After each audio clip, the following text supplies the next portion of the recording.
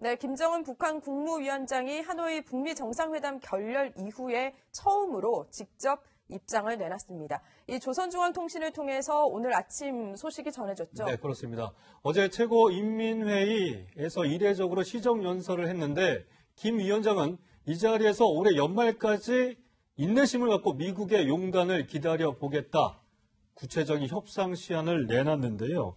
홍 박사님, 사실 3차 북미 협상도 할 수 있다. 이런 말을 김 위원장이 직접 하기도 했습니다. 하지만 분명한 건 연말까지만 기다려보고 그 이후에는 어떻게 할지 모르겠다. 그러니 빨리 미국이 결정을 내려라. 뭐 이런 뜻이겠죠?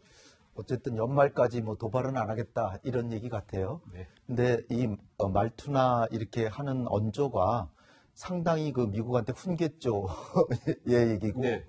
그러니까 하노이 정상회담에서도 북한은 정말 합의를 보려고 자기는 선의로 갔는데 트럼프 대통령이 사실상 다 깼다. 그러나 트럼프 대통령을 욕하지는 않았죠. 예. 그냥 미국 측이라고만 했는데, 그리고 트럼프 대통령하고는 좋은 관계이고, 서로 간에 편지도 항상 주고받을 수 있는 훌륭한 관계라고 훌륭한 관계라고 하지만 예. 내용상으로는 트럼프 대통령을 비난하는 거죠, 사실. 네. 하노이 정상회담에서 사실은 좋은 기회였고 이게 뭔가 체결이 됐어야 되는데 미국 때문에 안 됐고, 그리고 이제 미국의 계산법을 바꾸지 않으면 정상회담 해봐야 소용이 없다. 그리고 제재 해제를 위해서 매달리지는 않겠다. 네. 우리는 우리식으로 얼마든지 살아갈 수 있다. 그러니까 서로가 생각하는 게 완전히 동상이몽이죠. 미국은 조금만 더 제재 가하면 이건 뭐 항복하고 나온다 이렇게 아직 생각하고 있고, 네. 북한은 제재 얼마든지 해봐라. 당신 임기 끝날 때까지 난 버틴다. 이런 생각. 사실 이게 원점으로 다시 돌아간 거 아니에요? 처음부터 다시 협상을 시작하는 셈이 되는 것 같다는 생각이 들거든요. 일단은 뭐 모양새는 그렇지만 네. 사실은 미국이 줄 수 있는 걸 다 얘기했고 거의 합의문까지도 이제 마련했다가 서명만 안 한 거기 때문에 향후에 만약에 계기만 마련된다면 빠른 속도로 서명도 할 수 있다. 그러나 이제 중요한 점은 2월 말에 서명하려고 했던 그 낮은 수준의 합의 가지고는 트럼프 대통령이 미국의 조야를 만족시킬 수 없기 때문에 적어도 조금은 더 진전된 합의문이라고 하는 명분이 있어야 되고 실익도 있어야 되는 이런 문제 때문에 문 대통령이 미국을 가신 것도 이렇게 명분과 이익을 볼 수 있다는 걸 알려주기 위해서 갑니다. 네. 위원님 보면 네. 최고인민회의에서 시정연설을 한 게 사실 김일성 이제 김정은 위원장의 할아버지인데 이후에 그렇죠. 사실 처음인데 그 사이에 또 김정일 아버지인 김정일은 하지 않았었거든요. 그렇습니다. 어떤 의미가 있다고 볼 수 있을까요? 특히 이제 김정은 위원장 같은 경우는 이번에 최고의 인민회의 대의원도 선출하지 않았어요. 그리고 보면 이번에도 이제 국무위원장을 이제 그 재선임이 됐는데 네. 문제는 예전 같으면 조금 옆에 한 몇 사람 앉혀서 같이 이제 어떤 운영을 했다라면 이번에는 원톱 체제를 확실하게 한 것 같습니다. 즉 김정은 체제가 이제는 어떤 면에서 내부적으로 확고하게 자리 잡은 것 같고, 특히 이제 김영남 최고인민회의 상임위원장을 일단 이제 배출시키고 난 다음에 이제 최룡해를 임명을 했지 않습니까? 네. 그러면은 결국 자기 시대에 이제 인사를 한 것 같아요. 그렇다고 한다면 앞으로 이제 있을 여러 가지 어떤 어려운 난관들을 자기 중심으로 뚫고 가겠다 이러한 취지 같은데, 저는 아마 오늘 김정은 위원장의 이야기를 쭉 들으면서 생각나는 게 예전에 오바마 대통령이 이제 북한에 대한 정책이 이제 전략적 인내였습니다. 예. 즉 협상을 하지 않으면서도 꾸준히 상황만 관리하는. 근데 오히려 지금 상황을 보면 김정은 위원장이 이제는 전략적 인내로 돌아선 게 아닌가. 인내심을 가지고 보겠다는 그렇죠. 거죠. 왜냐하면 연말까지 시한을 두면서 인내를 하겠다는 것이고, 이번에 이제 자강도당 위원장을 이제 내각 총리를 시킨 걸 보면, 그냥 자강도라는 게 이제 그냥 군수 중심이고 예전부터 사실 고난의 행군 시대에 굉장히 거기서 어떤 고통을 많이 참아냈던 지역이거든요. 네. 그리고 이번에 속도전도 다 이제 포기를 했습니다. 그런 걸 보면 내부적으로는 자력갱생이라는 어떤 그런 기반을 갖춘과 동시에 정치적으로는 미국과는 상당히 전략적 인내로서 협상을 좀 하겠다. 왜냐하면 트럼프 대통령이 이제 연말 좀 다가워지면 이제 재선 모드로 돌아가거든요. 예. 이제 그럴 경우는 아마 트럼프 대통령이 뭔가 성과를 위해서 새로운 어떤 협상 카드를 제시하지 않겠는가. 아마 그런 기대감도 있는 것 같습니다. 네, 그런데 이제 김 위원장이 우리 문재인 대통령을 향해서도 한마디를 했습니다. 이렇게 얘기를 했는데요. 오지랖 넓은 중재자, 촉진자 행세를 할 것이 아니라 민족의 일원으로서 제정신을 가지고 자기 할 소리를 당당히 하면서 민족의 이익을 옹호하는 당사자가 되어야 한다. 최 교수님, 네. 사실 오지랖이라는 게 제가 뭐 알고 있는 표현은 약간 좀 부정적이잖아요. 여기도 끼고 저기도 끼고. 근데 김정은 위원장이 사실 뭐 문재인 대통령을 향해서 뭐 명시는 하지 않았지만 한국 남한의 역할을 명확하게 해달라고 요청을 한 것 같기도 해요. 사실은 이제 김정은 위원장은 끊임없이 또 김정은 위원장뿐만 아니라 북한은 끊임없이 우리 쪽에 이런 주장을 계속 해왔어요. 사실은 네.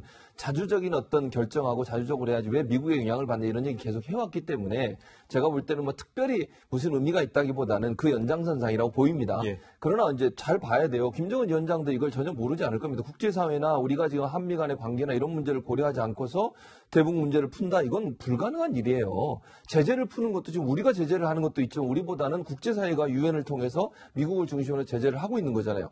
그럼 미국이나 유엔의 동의나 협의 없이 우리가 마음대로 제재를 풀 수 없는 겁니다. 우리도 국제사회 일원이고 유엔의 회원국이잖아요.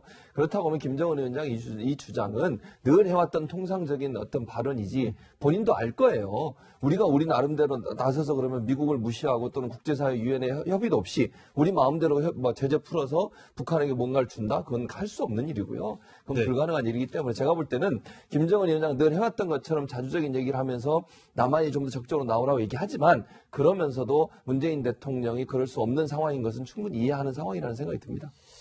네.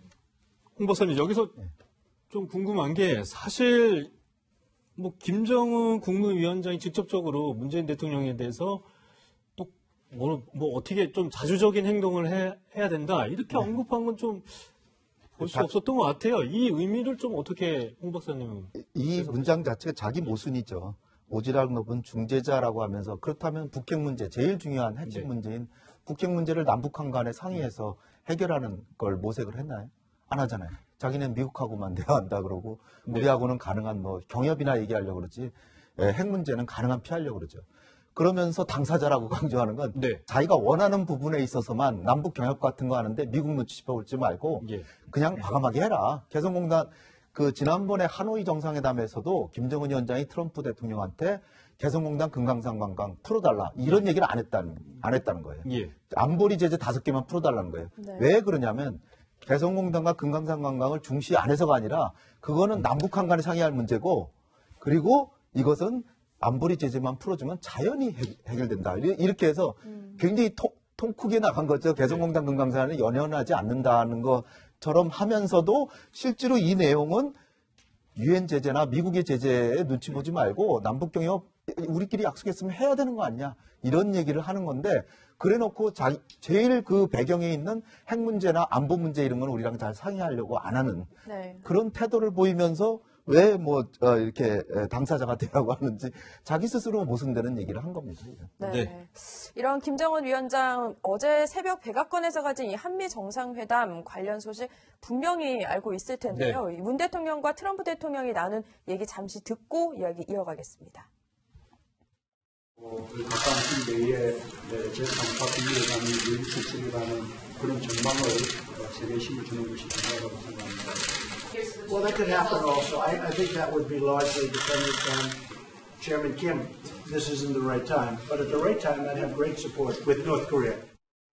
위원님. 네. 자, 남북이 원하는 금강산 관광 개성공단 재개 적기가 아니다라고 분명히 얘기를 했는데 사실 오늘 뭐 조간에도 많지만 이번 방미가 노딜이다 이런 또 제목도 있었어요. 어떻게 평가하세요? 그러니까 저런 내용을 예를 들어서 정상회담 하고 난 다음에 발표하는 거하고 정상회담 전에 발표하는 거하고는 굉장히 큰 차이가 있죠. 네. 예를 들어서 지금 이 발언 자체를 보면 정상회담 들어가기 전에 기자들 모인 데서 이제 단독회담이라고 하는 데서 그냥 기자들하고 질문에 대답을 한 겁니다. 그 어떤 면에서 보면 이미 선을 그어버린 것이죠. 그러면 사실은 저 문제와 관련해서는 더 이상 정상회담에서는 논의할 수 있는 그런 여지가 없어져 버린 거 아니겠습니까? 즉 미국 같은 경우는 이번에 저렇게 트럼프 대통령이 저런 형식을 취한 것은 사실 이제 이번 회담의 가장 중요한 포인트들은 사실 저 아침 기자회견에 다 나와버렸어요. 네. 그건 이야기 뭐냐면 결국은 한국과는 어떤 협상할 수 있는 거리가 없다라는 저는 또 이야기로도 비춰질 수 있다라는 생각도 들고 그리고 우리도 아마 저런 걸 몰랐을 리는 없을 겁니다. 그렇다고 본다면 이번에 이제 문재인 대통령이 급하게 일정을 잡아서 트럼프 대통령을 만난 것은 협상의 어떤 이 내용보다는 좀 형식에 좀 치중했지 않는가. 그 형식이라는 게 뭐냐면 결국 이제 우리가 앞으로 남북 정상회담을 추진하겠다고 이야기를 했지 않습니까? 네. 자, 그럼 정상회담을 추진하기 위해서는 사실 어떤 면에서 보면 미국과의 조율이나 미국의 어떤 미국의 동의라든지 이런 것이 없이 추구하기는 굉장히 또 동력이 떨어지는 것이거든요. 지금 좀 전에 반응 보셨지만 김정은 위원장이 문 대통령을 향해서 제가 볼 때는 아마 이렇게 지난 정상회담 이후에 이렇게 심한 이야기를 한 적은 없었던 것 같아요. 그러니까 트럼프 대통령하고는 좋은 이야기를 하면서 문 대통령 향해서는 오지랖 넓은 중재자, 뭐 촉진자 행세 이런 식의 표현을 쓴 것이거든요. 그런 면에 비춰본다면 문재인 대통령이 뭔가 남북 정상회담을 하기 위한 어떤 동력으로서 이번 한미 정상회담을 하려고 했었는데 지금 돌아오고 보니까 김정은 위원장 반응도 썰렁하다는 거죠. 이제 그렇다면 앞으로 그동안 우리가 해왔던 이 중재자라는 역할 자체가 예. 애초부터 출발부터 잘못된 게 아닌가 저는 그런 생각도 듭니다. 최 교수님, 결과적으로 우리 정부가 미국을 설득하기보다는 북한을 설득해달라는 트럼프 대통령이 어떻게 보면 미션을 받고 온 것 같고 미국은 달라진 게 없어요. 뭐 그런 의미도 될 수 이게 있죠. 중재자 역할을 그럼 할 수 있나요? 할 문재인 수 대통령. 있다고 봐요. 왜냐하면 이게 두 가지인데, 그러니까 두 가지는 사실 의견이 보였고 두 가지는 합의된 부분보다 동의한 부분이 보여요. 그게 뭐냐면 북미 정상회담에 대해서 열려 있는 부분, 이 부분은 문재인 대통령이나 트럼프 대통령이 인정한 부분이고 탑다운 방식으로 해야 된다는 것도 인정한 부분이에요. 그건 합의가 된 부분이고 지금 얘기했듯이 이제 스몰 딜, 빅 딜 문제하고 또 하나는 이게 과연 언제 이루어지냐 하는 문제. 이 문제는 아직까지 확실히 이견이 있는 건 분명히 보여요. 그러면 저 회담에서 어제 이제 언론에 공개된 이후에 그 다음에 이제 정상회담을 했지 않습니까? 네. 예. 우리 측의 이제 수행원들과 미국 측의 수행원들과 함께 정상회담을 했는데 거기서 나온 내용은 얘기 안 했어요. 그 얘기할 수가 없죠. 왜? 그걸 가지고 남북 정상회담 해야 되는 거 아니에요? 그러니까 지금 말씀하신 것처럼 우리 알려지지 않은 내용이 있다. 당연하죠. 왜냐하면 트럼프 대통령 입장에서는 김정은 만나서 이거 좀 설득해 주세요 얘기했겠죠. 그리고 우리 대통령이 얘기하는 예를 들면 가지고 계신 계획이 있을 거 아니에요. 왜 트럼프를 먼저 만나러 갔겠습니까? 남북 정상하기 전에 미국이 갖고 있는 생각이 뭔지를 명확하게 이해해야 중재자가 그런 거 아니에요? 이쪽에 들어가서 얘기 들어보고 그 얘기 듣고 와서 그러면 김정은 만나서 미국이 이렇게까지 요구한다. 김정은 당신도 이 정도 내놔야 된다. 라고 하는 딜이 이루어지는 거 아니겠습니까? 네. 그러니까 먼저 제가 볼 때는 남북 정상회담 하기 전에 트럼프 대통령을 만나서 트럼프 대통령이 북한에게 요구하고 있고 어느 정도까지 트럼프 대통령이 양보할 수 있는지 하는 부분을 들었을 거예요. 그걸 가지고 이제 남북 정상회담 해서 거기서 이제 김정은을 설득하고 또 김정은이 요구하는 게 또 있지 않겠습니까? 네. 그런 부분에 있어 중재자 역할을 한다는 의미이기 때문에 제가 볼 때는 저게 뭐 노딜이다 이렇게 보는 것은 겉으로 드러난 모습만 가지고 얘기할 수는 없다고 보고요. 그래서 실제적으로 트럼프 대통령의 생각과 의지와 어느 정도까지 양보를 이끌어낼 수 있는 부분들을 파악한 뒤에 김정은을 만나기 위한 어떤 절차상으로 필요한 어떤 회담이었다. 이렇게 보는 게 맞을 것 같습니다. 홍 박사님은 미국 트럼프 대통령이 문재인 대통령한테 어떤 카드를 쥐어줬다 이렇게 보시는지 이번 이 미국 방문 어떻게 평가를 하세요? 네, 두 분이 이제 잘 지적하신 것처럼 첫 번째로 지적하고 싶은 거는 정상회담 하기 전에 기자들의 질의응답을 하면서 마치 정상회담 결과처럼 얘기하는 네. 오늘 아침 언론이 다 그래요. 예. 이거는 문 대통령이 말씀을 듣기 전에 트럼프가 기자들한테 답변한 거거든요. 그러면 지금 문 대통령하고 대화를 나누기도 전에 굿 이너프 딜 그거 좋습니다. 그거 하겠습니다. 그럴까요? 그럴 수가 없잖아요. 그렇다면 하노이 정상회담에서 자기는 굉장히 잘못했다는 걸 인정하는 거잖아요. 그러니까 이건 굉장히 제가 볼 땐 외교상 결례다. 작년 5월 달에도 이런 일이 있었습니다. 문 네. 대통령을 이렇게 옆에 앉아 계시게 하고 기자들의 질의응답하느냐고 단독회담 아주 거의 몇 분 못했어요. 이번에도 2분 이번에도 2분밖에 못했다는데 이거는 다음에 정상회담을 할 때는 이런 일이 있어서는 안 된다고 보고요. 정상회담 끝나고 나서 기자들의 질문에 트럼프도 답변하고 문 대통령께서도 답변하고 이렇게 해야 되는 거라고 이제 보고요. 그 질문 중에 정말 마스터 골프에 누가 우승하겠냐 뭐 이런 질문까지 그래가지고 단독회담을 2분밖에 못했다는 게 말이 안 되고요. 네. 그리고 이제 지금 최 교수님 얘기하신 것처럼 중요한 것은 지금 정상회담 이후에 미국이 어떤 생각을 갖게 됐냐는 아직 나온 게 없고 예.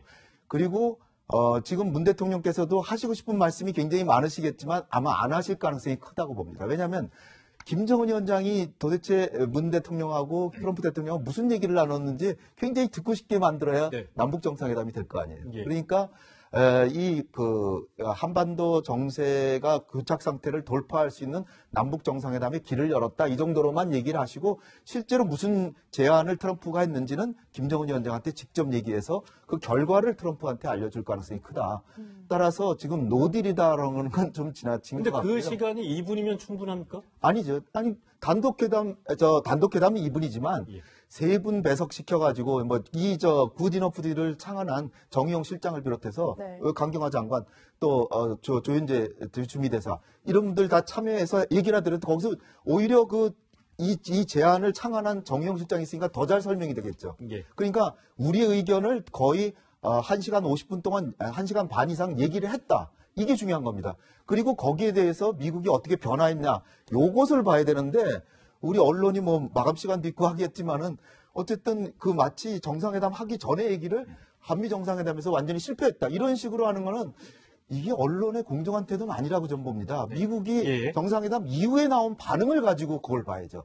그러니까 지금부터 지켜봐야 되는데 그러나 미국조차도 문재인 대통령하고 한 얘기를 안 내놓을 수가 있어요. 왜냐하면 자꾸 내놓다 보면은 북한은 아직 자기 진지를 딱 고수하고 있는데 미국만 자꾸 중간 쪽으로 다가서면 양보하는 듯한 모습이잖아요.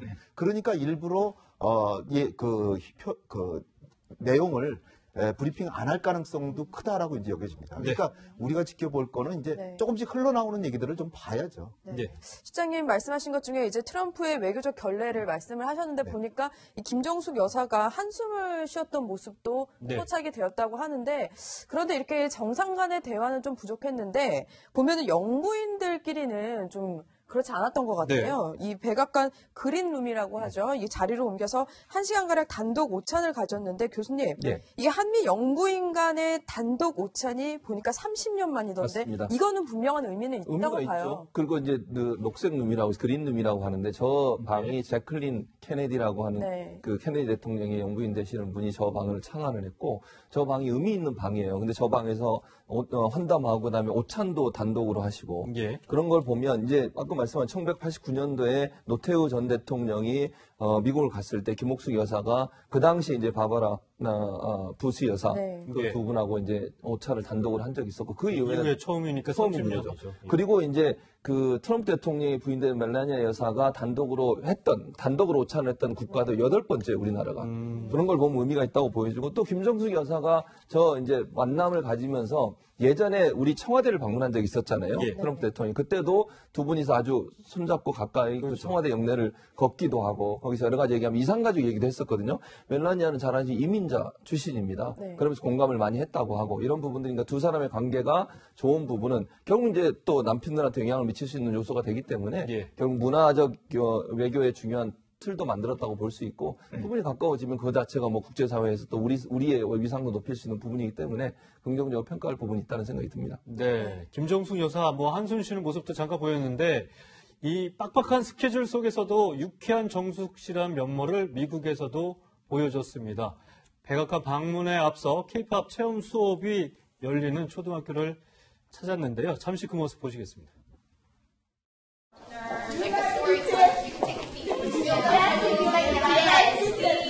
중고등학교 때 미국의 가수들의 영어 노래를 하면서 영어를 배웠습니다. 놀이도 한국말도 하고 춤도 배우고 하는 것이 정말로 좋아 보입니다. 네, 김정숙 여사 이렇게 살짝 이게 몸을 흔드는 모습까지 보이고 있는데 예. 역시 춤 실력은 이렇게 감출 수가 없을 것 같습니다. 네. 어떻게 보셨어요, 이현정 의원님? 네, 일단 뭐 이제 한미 간의 어떤 정상들 간의 우호 관계를 다지는 거, 뭐 저는 뭐 충분히 좋다고 봅니다. 그리고 특히 이제 워낙 이제 지금 트럼프 대통령과 문재인 대통령의 어떤 좀 사이를 보면 그렇게 썩 좋은 관계는 저는 아닌 것 같아요. 이제 그런 면에서 보면 이제 어떤 영부인들끼리의 어떤 저는 교류 자체가 좀 뭐 촉진이 될 수가 있는 거 보는데 저는 근본적으로 이번 회담, 정상회담 같은 경우는 왜 1박 3일이지 않습니까? 네. 네. 그리고 굉장히 날짜가 촉박하게, 더군다나 이게 굉장히 현안적 필요성에 의해서 잡힌 실무회담이거든요. 그렇다면 실무회담 같은 경우는 보통 이제 대통령이 혼자 방문을 해서 실무자들과 어떤 실무적인 대화 시간을 좀 더 늘린다든지 그렇죠. 뭐 이런 식으로 해서 이제 회담이 되는 경우가 많은데 이번 같은 경우는 좀 제가 볼 때 좀 무리하게 좀 일정을 잡은 것 같아요. 예를 들어서 이 회담 자체가 지금 사실은 2시간 조금 넘는 회담이지 않습니까? 네. 근데 그렇다면 오히려 지금 이번 회담 같은 경우는 조금 한미 간의 어떤 정상 간의 어떤 본질적인 문제, 거기에 좀 더 집중을 했더라면 더 좋지 않았을까. 그리고 물론 이런 식의 어떤 회담 자체는 조금의 시간을 두고 영부인들과 함께 하면서 우호를 다지는 이런 것도 저는 좀 필요하지 않나 싶습니다. 네. 문재인 대통령이 이제 4.27 판문점 정상회담 1주년 즈음에 원포인트 남북 정상회담을 개최할 가능성이 좀 높아지고 있습니다. 이 대북 특사 얘기도 나오고 있는데요, 박사님. 네. 뭐 이 1년에 맞춰서 무언가는 하겠죠. 문재인 대통령도 미국에서는 뭐 어쨌든 남북 정상회담 하겠다. 근데 말씀하신 것처럼 네. 어떤 카드가 있을까? 트럼프 대통령이 쥐어진 카드가 있을까? 이게 가장 궁금할 것 같아요. 그러니까 결국은 지금 마련된 굿 이너프 딜 네. 그걸로 갈 수밖에 없다. 저는 그렇게 보고요. 거기다 이제 스냅백이라고 해서 제재를 상응 조치로서 북한의 비핵화 과정마다 조금씩 풀어주면서 예. 지난번엔 5개나 그냥 한 번에 풀어달라 그랬잖아요. 네. 그럼 한 번에 2개씩 풀어준다든지. 네. 지난번에 정상회담에서도 제가 좀 아쉬운 게 트럼프 대통령이 진짜 합의할 생각이 있었으면 5개 하면 사실상 전부 해제해 주는 거나 마찬가지인데 2개만 해제해 줄 테니까 그럼 영변하고 이번엔 바꾸자. 그 협상이 안 된 그걸 신속하게 한 3달 내에 하고 그 다음에 이제 다음 단계 또 넘어가자. 그 다음에 또 한 2개 또 풀어줄 테니까 그 다음 단계로 가. 이렇게 했으면 얼마든지 서명할 수 있는데 안 한 거예요. 그거는 다분히 정치적 계산이 있었다라고 보고요. 요번에 이제 제가 볼 때는 이렇게 그 남북 정상회담을 한미 정상회담에서 밝히자고 하는 거는 남북 간에 조금 얘기가 이미 됐을 수도 있다. 네. 정보 라인 같은 데서 서훈 원장이나 김영철 라인 이런 데서 얘기가 됐을 수 있고 또 김정은 위원장도 지금 대화 3차 정상회담 하고 싶다는 거 아니에요. 네. 하고 싶은데 그거를 이렇게 구걸하지는 않겠다. 뭐 이런 태세니까. 체면을 네. 실어 주십자. 네, 그러니까 지금 필요한 게 트럼프나 김정은이나 필요한 게 체면을 세워야 되고 그다음에 실익이 좀 있다는 걸 보여줘야 되는데 네. 어떻게 보면 하노이 정상회담의 결산을 보면 트럼프 대통령은 오히려 승승장구 너무나 그게 잘했다. 공화당은 물론 민주당에서 잘했다 그러고 근데 김정은 위원장은 타격을 받았잖아요. 그러면 제가 좀 아쉬운 거는 트럼프 대통령이 조금은 이제 김정은 위원장을 체면을 세워주는 쪽으로 조금만 가면 김정은 위원장 나올 것 같은데 네. 그러나 이제 지금 재미를 본 게 대북 강경책을 하니까 또 내 인기가 올라가는구나. 그래서 이제 좀 강경하게 놔뒀다가 재무부 제재가 가해지니까 이거 자칫하다 김정은이 판을 깨겠다. 그래가지고 그걸 긴급히 중단시켜 놓고 또 이제 제재는 계속 돼야 된다. 이런 식으로 요 정도만 네. 하고 있는데 제가 볼 때는 이제 중요한 것은 이게 문재인 대통령이 미국 가신 이유가 이 판을 다시 이제 그 협상 쪽으로 돌리기 위해서 갔는데 돌린 건 사실이고 남북 정상회담이 미국의 수반에 지지를 받으면서 할 수 있는 여지가 네. 생겼으니까 해서 성과만 있으면 북미 간에 다시 만난다. 이렇게 생각이 되고요. 예. 4월 말에 뭐 가능성이 있는데 4월 말에 사실 푸틴 대통령이 베이징에 이제 1대1로 정상회담하러 오기 때문에 김정은 위원장이 푸틴을 만나러 블라디보스토크 갈 수도 있고 하니까 그런 일정 조절 같은 게 필요하지만 제가 볼 때 5월 중순 이내는 남북 정상회담이 되지 않을까 저는 봅니다. 짧게 하나만 여쭤볼게요. 지금 대북 특사로 이낙연 총리까지 네. 거론이 됩니다. 아직 뭐 공식적으로 통보된 거는 없다 이렇게 네. 알려지고 있는데 대북 특사가 누구와 가느냐에 따라서도 어떤 남북 간의 협상 내용, 정상회담 내용은 좀 가늠할 수가 있을까요? 친밀도로 보거나 과거의 사례를 보면 국정원장이 이제 많이 가시고 예. 서훈 원장이 북한은 대한민국에서 제일 많이 가시고 협상을 많이 해본 분인데 아니면 이 굿이너프 딜을 창안한 정의용 실장이 가시는 것도 적당하고요. 그럼 왜 총리 얘기가 나오죠? 이낙연 총리도 뭐 이 북핵 문제나 이런 데 관심이 많으시고 네. 사실상 국내 국정만 이 총리의 역할은 국내 내부 문제를 주로 하시지만 문재인 대통령이 아주 각별한 신임을 받고 있고 한국의 지지도도 굉장히 높잖아요. 그러니까 대표성이 있죠. 아니면 뭐 임종석 실장, 전 실장이 간다든지 한 4분 중에 한 분이 가시지 않을까. 저는 뭐 박사님과 조금 이제 다른 의견은 제가 볼 때는 아마 당분간 아마 특사나 정상회담은 상당히 어렵지 않을까 하는 생각이 들어요. 예. 이미 사실은 북한 같은 경우는 이미 미국하고 창구가 마련돼 있습니다. 굳이 우리 쪽을 통해서 들을 이유가 없죠. 그리고 김정은이 우리 쪽을 향해서 이렇게 이야기를 하는 거는 우리 민족끼리 경협만 잘 하라는 그런 뜻으로 익혀지거든요. 네. 그렇다고 본다면 제가 볼 때는 아마 당분간은 경색 국면으로 좀 가지 않을까. 아마 특히 우리가 줄 수 있는 게 거의 없는 상황이지 않습니까? 지금 뭐 일단은 경협 관련된 것도 거의 할 수 있는 바가 없고, 그다음에 이번 회담에서도 성과는 저는 거의 없었다고 보거든요. 그렇다고 한다면 저는 한번 특사 방문이나 이 정상회담은 이번 아마 상반기 중에는 어렵지 않을까라는 생각도 듭니다. 근데 언론이 뭘 주목하냐가 중요한데 트럼프 대통령이 정상회담 전에 한 얘기 중에도 이를테면 비핵화에 관한 완전한 로드맵을 제안한다면 제재 해제 논의할 것이다. 예. 트럼프 대통령이 얘기를 했어요. 거기다가 이 현 시점에서 빅딜 핵무기 폐기에 관해 이야기하고 있다고 했지만 네. 그 딜이 어떤 것인지 봐야 된다. 다양한 스몰 딜이 이루어질 수 있다. 이렇게까지 여지를 남겼기 때문에 이거 자체를 주목한다면 이거 성공했다 이렇게 볼 수도 있는 거예요. 네. 어디를 주목해 보느냐에 따라 다른 거죠. 네, 알겠습니다. 알겠습니다. 여기서 네. 홍현익 박사님과는 인사를 나누도록 하겠습니다. 네, 감사합니다. 감사합니다. 감사합니다.